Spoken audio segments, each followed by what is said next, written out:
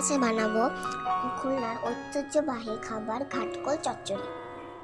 এটা বানানোর জন্য প্রথমে একটি কড়াইয়ে ঘাটকোল আর পানি দিয়ে 1 চামচ লবণ দিয়ে 2 মিনিট মতো সিদ্ধ করে নিই। আমরা ঘাটকোলের পানিটি ঝরিয়ে নিয়েছি।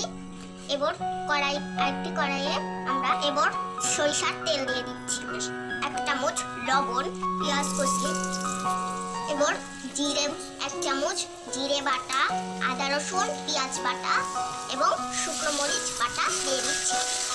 2 চামচ হলুদ দিয়ে দিচ্ছি, চিংড়ি মাছ দিয়ে দিচ্ছি। এবার আমাদের ঘাটকোল সিদ্ধ দিয়ে দিচ্ছি, দিয়ে কষিয়ে নিচ্ছি। এবার আমরা 500 গ্রাম নারকেলের দুধ দিয়ে দেব।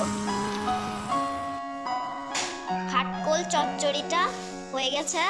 আপনারা এটি গরম ভাত বা পোলাওয়ের সাথে খেতে পারেন, খুবই মজা।